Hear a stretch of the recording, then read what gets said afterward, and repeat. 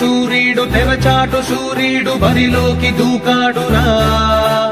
వేచాడు సమయాన్ని చూశాడు, శివమెత్తి లేచాడురా.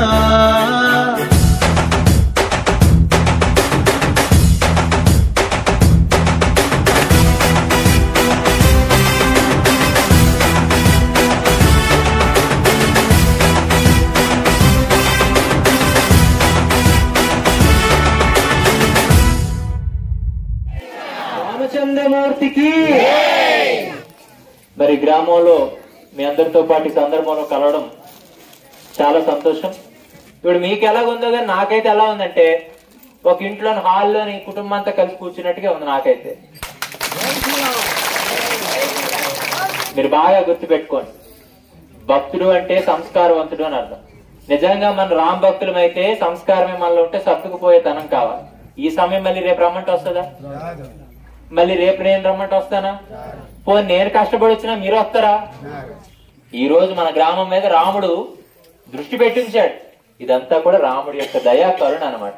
మరి పుట్టిన దగ్గర నుంచి కూడా మహా ఇంద్రభవనంలో పెరిగినవాడు, హంసతూలిక తలపాలపై పడుకున్నవాడు, పట్టు పీతాంబరాలు కట్టుకున్నవాడు, ఆఖరికి వజ్ర వైడూర్యాలు తొడిగినవాడు, రేపు పొద్దున్న రాజు కావలసిన వాడు. కానీ పరిస్థితులు అనుకూలించక రాజ్యాన్ని విడిచిపెట్టేసి అడవిలోకి వెళ్ళినా కూడా రాముడు రాజు అయ్యాడు. ఎందుకనంటే రాముడు మనందరికి నేర్పింది ఏంటంటే మనిషికి విలువ అనేటువంటిది వస్తువుల వల్ల వ్యవహారాల వల్ల కాదు, మన వ్యక్తిత్వం వల్ల మన గుణం వల్ల మాత్రమే వస్తుందని చెప్పాడు. కాబట్టి ఈరోజు రాముడు దేవుడు అయ్యాడు అనమాట.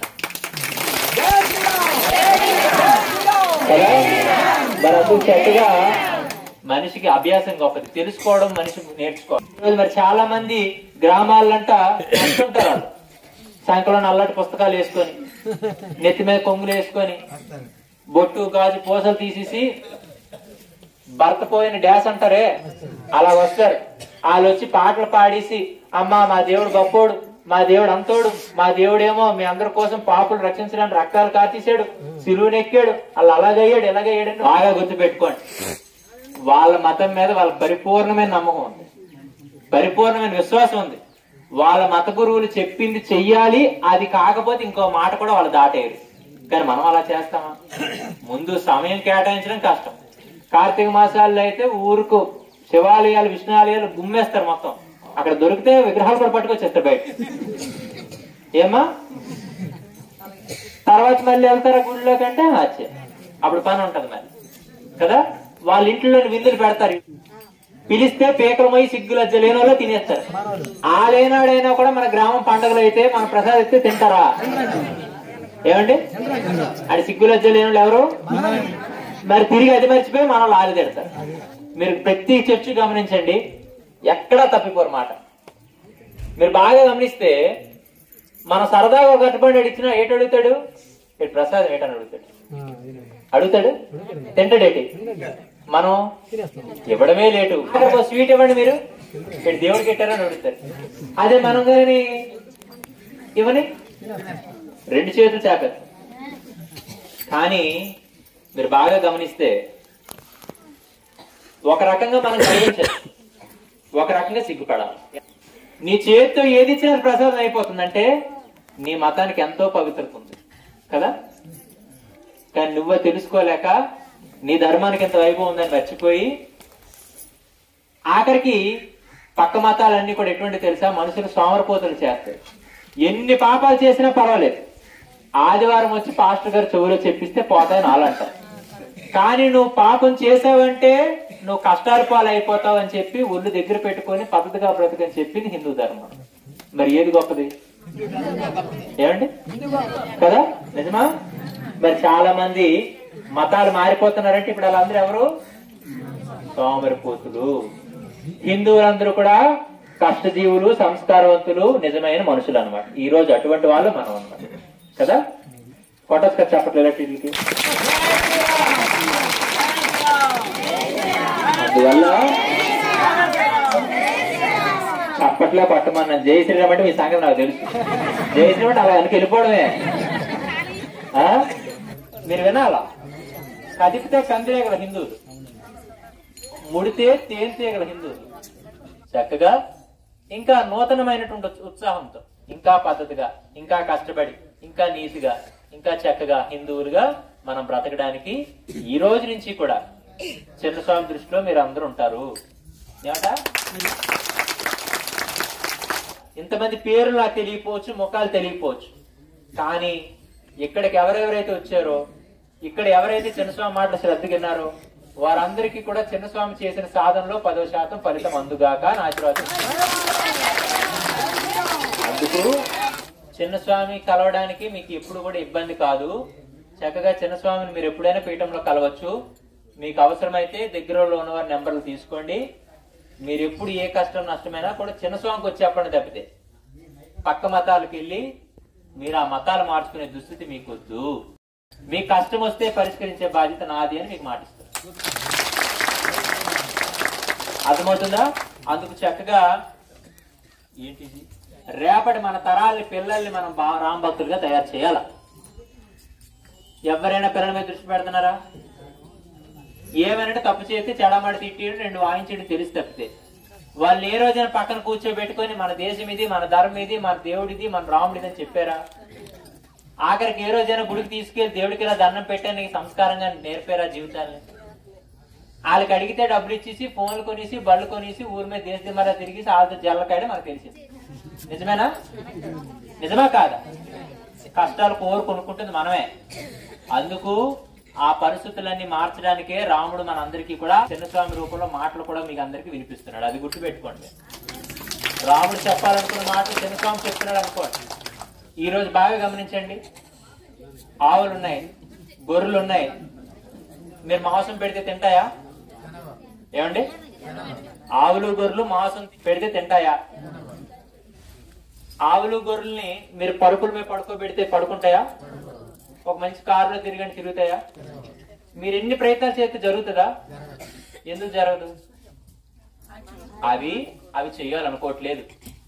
ఏటట, నాకు దైవం నిర్మాణించి నన్ను శరీరం తయారు చేసినప్పుడు ఆకులు అలవలే తిని బతకమని చెప్పాడు. ఈ మాంసం చేయ నేను తినకూడదు. ఆఖరికి నేను మౌనంగా ఉండమని చెప్పాడు. ఏ జంతువులను మాట్లాడతాయా? మనం ఓరు బాబో మాట్లాడమంటే నూతులు నీళ్ళు నింపినట్టు నింపేస్తాం కదా. అంటే జంతువులకు కూడా ఉంది కొంత పరిధి. నేను ఇది మాత్రమే చెయ్యాలి, పరిస్థితులు ఎన్ని తారుమారైపోయినా ఇంకా దాటి నేను పని చేయకూడదు. జంతువులు అనుకుంటున్నాయి, పశువులు అనుకుంటున్నాయి, కానీ మనం అది మర్చిపోతున్నాం. ఆఖరికి ఎవరైనా నువ్వెవరైనా అడిగితే కులాలు చెప్పుకుంటాం మతం చెప్పుకో. పోనీ మతం చెప్పుకొని సరికదా గుర్తింపు పొందడానికి కనీసం నుదుటి బొట్టు పెట్టుకుంటామంటే మీరు పెట్టుకున్నారు బాగుంది, మన పిల్లలకి అది లేదు. ఆఖరికి మధ్య స్కూల్లో కూడా ఏం జరుగుతుంది తెలుసా? స్కూల్లో కూడా కొంతమంది ఈ మతాన్ని, మన ధర్మాన్ని దెబ్బతీయడానికి పిల్లలకు బొట్టు పెట్టుకోవద్దని చెప్తున్నారు, గాజులు వేసుకోవద్దని చెప్తున్నారు. వాళ్ళు కూడా పక్కదారిలో లాగదామని చెప్పి ఆఖరికి ఆదివారం కూడా చర్చిలు పిల్లలు లాగడానికి చాక్లెట్ బిస్కెట్ కూడా రుచి చూపిస్తున్నారు. అందుకు ముందు పిల్లలకి చెప్పాలి, నాయనా ఇలా చేస్తే పద్ధతి కాదు అని కోపగించుకోవాలి. ఇక లేదు వీడు ఎన్ని చెప్తున్నా అవతలకి వెళ్తున్నారంటే అప్పుడు ఎవడు ప్రభావం అట? ఆ లోపల కూర్చున్నాడు పిల్లల్ని ఎరేస్తుంటాడు కాబట్టి తీసి 2 జడలు వాయించడమే. తప్పేం కాదు. ఒకవేళ మీకు భయమేగానైతే కేసులు పెట్టేస్తారు, ఇంకేదైతే చిన్నస్వామి ఫోన్ చేయండి, ఎవడు మమ్మల్ని ఏం చేయగలరు నేను చూస్తాను. అందుకు చక్కగా అయితే నేను మీ అందరికీ ఒక మాట అడుగుతున్నాను. ఇప్పుడు మరి సొంత మనుషులు మన ఇంటికి వచ్చినప్పుడు ఏదో ఒకటి ప్రేమకి ఇచ్చి పంపిస్తాం కదా, మరి నాకే ఇచ్చి పంపిస్తారు ఇప్పుడు? కరెక్ట్ చెప్పారు సమాధానం. నాకు మీరు ఏమి ఇవ్వకండి. చక్కగా ఫస్ట్ రామ్ భక్తులు, రెండోది చిన్నస్వామి మనుషులు, మూడోది భారతీయులు, లాస్ట్ లో శవాలు అయినంత వరకు అదే పేరు మనకు ఉండాలి కదా. అందుకు మీరు అందరూ కూడా నాకు ఇవ్వాల్సింది ఏంటి తెలుసా? మాట ఇవ్వండి సార్. మాట చక్కగా గుండె మీద వేసుకొని ఎవరు ఎన్ని రకాల ప్రభావాలు మాకు చూపించినా, పరిస్థితులు ఎన్ని తారుమారైపోయినా మా దారిని మేము మార్చుకోమని మాట ఇవ్వండి. ఇక మనలో చూడు, చెయ్యాలంటే కుదరదు, చేద్దాం కుదరదు. చేయాలని ఏం చెయ్యాలా? ఈరోజు గ్రామ స్థాయిలో విశ్వ హిందూ పరిషత్ ఉంది, సమరసత ఫౌండేషన్ ఉంది, రకరకాల సంస్థలు పనిచేస్తున్నాయి. వారందరితో కూడా మీరు కలుసుకొని చక్కగా వీలైనంత వరకు కూడా చక్కగా ప్రతి గ్రామంలో కూడా రామాలయాలు మీకున్నాయి. సాధ్యమైతే సాయంత్రం పూట అందరూ వెళ్ళి కూర్చొని రామనామ సంకీర్తన చేసుకొని చక్కగా మీలో మీరే పనికిమాల యొక్క మసాలా మాట్లాడుకోవడం మానేసి ఆయమ్మలగా ఈ బాబులుగా అల్లదైపోతుంది అది మానేసి చక్కగా వీలైనంత వరకు మీకు తెలిసిన అంశాలని మీరు తెలుసుకొని లేకపోతే ఊర్లో కొంతమంది ఈ పుస్తకాలు చదివి కాస్త విషయాలు తెలుసుకుని ఉంటారు, వాళ్ళు కూర్చోబెట్టుకొని మాట్లాడుకొని కాలక్షేపం అంటే అదేరా నిజమైన కాలక్షేపం అంటే. కాలం అంటే ఏంటి తెలుసా? మరణం అని అర్థం. కాలం అంటే అక్షేపం అంటే దాటించడం. మరణాన్ని ఎవడు దాటించలేడు. తీర్థం ఇచ్చినప్పుడు మీకు అందుకే అకాల మృత్యుహరణం అంటారు. పుట్టిన ప్రతి ఒక్కడు పోతాడు, కానీ అకాల మృత్యువులు ఉంటాయి. అంటే యాక్సిడెంట్లు, ప్రమాదాలు, ఇటువంటివన్నీ. మనం ఎప్పుడైతే దైవ చింతనలో ఉంటామో అకాల మరణం యొక్క దండాలు తగ్గిపోతాయి. ఎప్పుడైతే నువ్వు చక్కగా రామాలయంలో కూర్చొని మంచి విషయాలు మాట్లాడుకుంటావో అప్పుడు నీకు అకాలం అనేటువంటి మరణాలు ఏవైతే ఉన్నాయో, ప్రమాదాలు ఉన్నాయో అవి కొంతకాలం పొడిగింపు అవుతాయి. ఇప్పుడు నువ్వు ఆనందం ఉంటావు. అందుకు నిజమైన టైంపాస్ అది. చక్కగా కురుకురే ప్యాకెట్లు, పాప్కార్న్లు పెట్టుకొని టీవీల ముందు కూర్చుంటే టైంపాస్ అవ్వదు. అప్పుడు నిజంగా వస్తాడు ఎముడు. పెద్దవాడు ఇచ్చాడు అనుకో, నీ ఇల్లు, నీ వాకిలి, నీ బొడ్డు, నీ గోద, నీ ఆస్తి, నీ అంతస్తులు, నీ పరపతులు, నీ వైభవాలు, నీ భార్య, నీ పిల్లలు మొత్తం ఇక్కడ విడిచి వెళ్ళిపోతాం కదా. కానీ బాగా గుర్తుపెట్టుకోండి, ఇవన్నీ విడిచిపెట్టిన తర్వాత కూడా మనం ఈ యొక్క సమాజాన్ని గుర్తుండిపోవాలి. అలా గుర్తుండిపోవాలని మనం ఏం చేయాలా? సంస్కారంతో. రాముడు మార్గం ఏంటి? ధర్మ మార్గం. ధర్మం అంటే సత్యం, అంటే మాట నిలకడతాను, అంటే పొదుపుగా మాట్లాడాలి, అదుపులో జీవించాలి. అలా ఉంటే మనం మరణం అనంతరం కూడా ఈ సమాజానికి పోయిన తర్వాత కూడా మనం అలా ఉదాహరణగా మారాలి. వీలైనంత వరకు కూడా ఒకే సందర్భంలో మనం అన్ని విషయాలు చెప్దామంటే కూడా మీకు వినంత ఓపిక లేదు మీరు. అందుకు మీకు వినాలనున్నా నాకు మళ్ళీ తర్వాత కార్యక్రమాలు ఉన్నాయి. నేను భీములు వెళ్ళాలి, రేపు మళ్ళీ ఏలూరు వెళ్ళాలి, మళ్ళీ ఎల్లుండి విశాఖపట్నం వెళ్ళాలి. నిరంతరం ఇదే పని. ఏది చక్కగా రామనామే చెప్తాం. చక్కగా అందరూ 2 చేతులు పైకెత్తండి. 2 చేతులు కలిపి భజన చేస్తే నేను చెప్తాను ఉన్నాను కదా. 2 చేతులు చప్పట్లు కొడుతుంటే రాముడు తలుపు తట్టినట్టు ఉండాలి. శ్రీరామ జయ రామ జయ జయ రామ, శ్రీరామ జయ రామ జయ జయ రామ, శ్రీరామ జయ రామ జయ జయ రామ, శ్రీరామ జయ రామ జయ జయ రామ, శ్రీరామ జయ రామ జయ జయ రామ, శ్రీరామ జయ రామ జయ జయ రామ, శ్రీరామ జయ రామ సీతారామ, శ్రీరామ జయ రామ సీతారామ, శ్రీరామ జయ రామ అయోధ్య రామ, శ్రీరామ జయ రామ అయోధ్య రామ, శ్రీరామ జయ రామ కారుణ్య నామ, శ్రీరామ జయ రామ కారుణ్య రామ, నీ భక్తులము జయ జయ రామ, నీ భక్తులము జయ జయ రామ, నీ సేవకులము జయ జయ రామ, నీ సేవకులము జయ జయ రామ, నీ సేవకులము జయ జయ రామ, నీ సేవకులము జయ జయ రామ, అందరిలో జయ జయ